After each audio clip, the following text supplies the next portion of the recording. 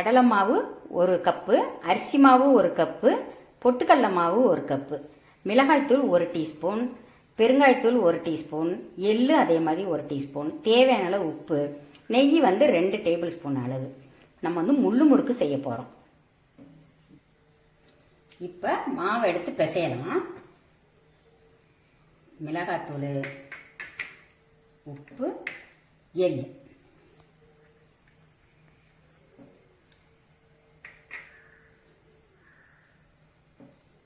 நெய் 2 table spoon. இதை எல்லாம் நல்லா கலந்துக்கலாம்.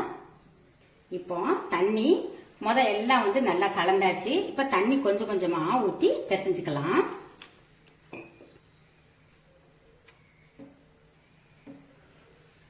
இந்த அளவுக்கு பிசையணும். நம்ம சப்பாத்தி மாவு கொஞ்சம் லூஸாக பிசையணும். அப்போ தான் புளியறதுக்கு கஷ்டம் இல்லாமல் இருக்கலன்னா புளியை கை வலிக்கும். ரொம்ப தண்ணியாக பிசைஞ்சிங்கனாலும் எண்ணெயை குடிக்கும். இப்படி எடுத்தால் இந்த மாதிரி நல்லா அமுங்கணும். இந்த அளவுக்கு பிசைஞ்சுக்கணும். இப்போ நம்ம எண்ணெயை அடுப்பில் காய வச்சுருக்கோம். மாவு பிசையும் போதே எண்ணெயை காய வச்சிடணும்.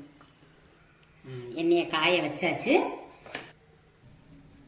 இப்போ இதுதான் முறுக்காச்சு. இந்த ஓட்டை பார்த்தீங்கன்னா இந்த மாதிரி இது முள்ளு முறுக்கு. அதனால் இந்த மாதிரி இருக்கிறதுல இது உள்ளே எண்ணெய் நல்லா இப்படி தடவிக்கங்க.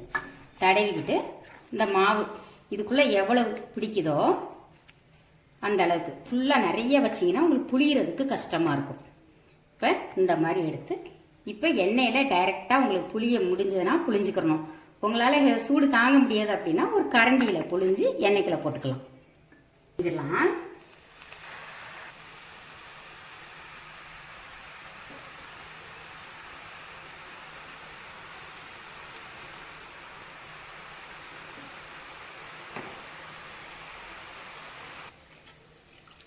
இப்போ வெந்துருச்சு, எடுத்துடலாம்.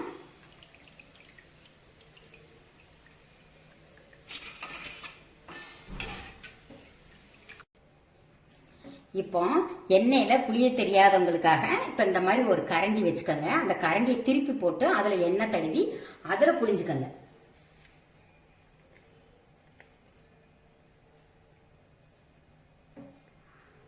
இப்படி கட் பண்ணிடுங்க. கட் பண்ணி அப்படியே எண்ணெயில் எடுத்து போட வேண்டியதான்.